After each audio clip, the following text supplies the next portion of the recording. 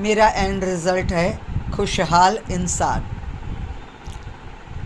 Introduction. ईश्वर ने जब इंसान को धरती पर भेजने की बात सोची तब उसने इंसान की मुट्ठी में ढेर सारी खुशियाँ दे दी। आपने देखा होगा, बच्चा जब छोटा होता है, जब वो जन्म के दुनिया में आता है, तब उसकी मुट्ठी बंद होती है जिसमें ढेर सारी प्रसन्नता होती है, और वह प्रसन्नता वो धीरे धीरे अपने आसपास बांटना शुरू करता है।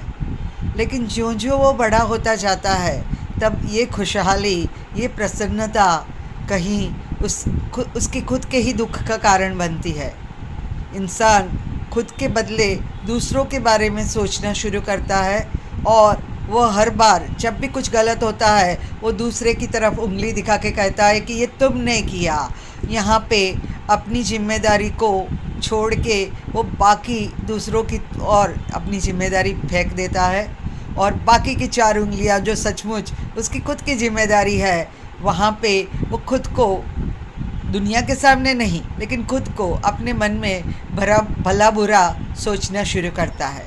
ये जो 4 उंगलियां हैं, इसमें सबसे पहली उंगली वो खुद के लिए बोलता है कि उसमें क्या क्या गलत बातें हैं। वो खुद को क्रिटिसाइज़ यानी जजिंग करता है, खुद को ही बुरा कहता है, और वो बुराइयों के कारण भी वो खुद में ही ढूंढना शुरू करता है। ना मिले तो ज़बरदस्ती डाल देगा, मैं तो बदनसीब हूँ, मैं तो बहुत बुरा हूँ, मुझे तो कोई मेरे लिए तो दुनिया में कोई है ही नहीं। तो इस तरह की बातें सोचना, ये है हमारी पहली गलती, जहाँ पे हम खुशियों से दूर जाते हैं।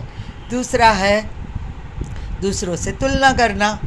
अब दूसरों के पास हमसे अगर कुछ ज़्यादा है तो वो बात खुश होने की होनी चाहिए, ना कि दुखी होने की।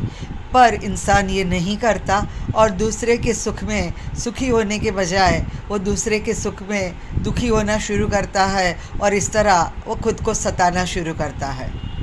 तीसरा है, इंसान अपनी गलतियों के बाद कुछ सीखने के बजाय उस गलतियों को वो दूसरों के ऊपर डाल देता है, और गलतियाँ जब दूसरों की हो तब वो क्यों उस बात को अपने सर पे ले, और अपने आप को बचाने की पलायनवादी वृत्ति वो अपनाता है। और सबसे आखिर में जो आता है, हमने जो बातें की उसमें एक और मुद्दा रह गया, छूट गया।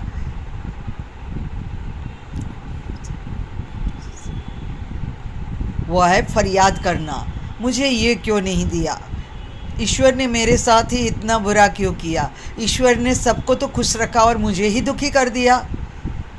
अगर सोचने जाए तो ये बात सरासर गलत है, पर इंसान की सोच जो है इन 4 मुद्दों पे अटकी पड़ी रहती है, और जहाँ वो दुनिया को दिखाए या ना दिखाए, लेकिन खुद को गलत अनुभवों में बांधे रखता है, और सुख से अपने आप को दूर कर लेता है।